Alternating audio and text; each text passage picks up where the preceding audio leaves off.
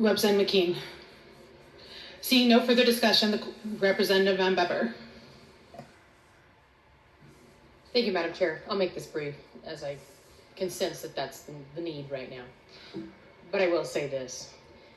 My first exposure to marijuana in and of itself as a topic is the Sheriff's Department rolling up to our farm while we're setting water and letting us know that because their helicopters have flown over, they've discovered a cutout in the middle of our cornfield where somebody has grown a crop of marijuana right in the middle of our other crops. You can hide it right inside.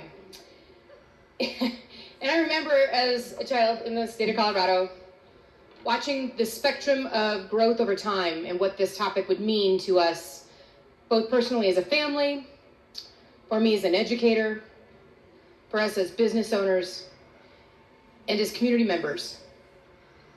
Watching family members use marijuana when everyone else said this isn't a gateway drug, and knowing that that was an outright lie.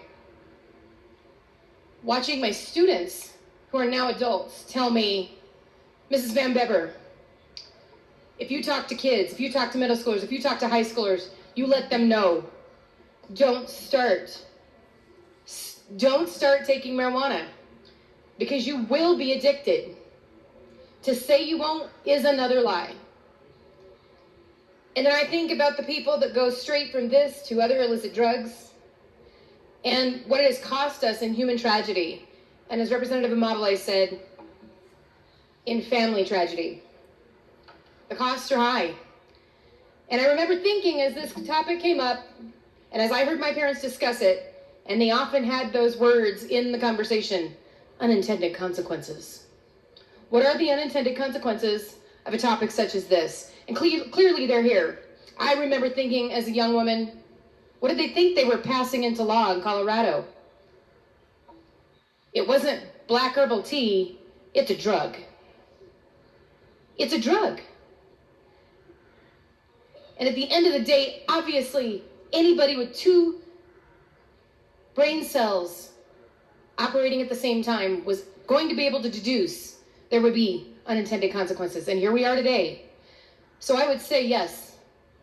With some reservations about pieces of this bill, I am in favor of it. But what I would also say is, I wish that the cart had been behind the horse the entire time. As an old country homily, Representative Holtorp will appreciate this. We let them out of the barn, and it's a hard thing to get them back in. And we did it too late. This should have been a conversation that happened before we ever legalized. From a constituent point of view, this should have been done before we allowed the drug to be purchased. What took us so long? I hope we as a legislature think long and hard about policy when we say it should happen, especially when the rest of the nation has enough forethought to be patient and wise about something like a drug. Again, I will rise in yes to support this, but I will say it is up to us to be cautionary from this point forward. As the technology changes, as the drugs morph into different things over time, as ingenuity and entrepreneurialism take root in the things that are killing our children. I appreciate your time, Madam Chair. I appreciate your listening, Chamber, as this is a topic I see day in and day out. Thank you for bringing it to our attention.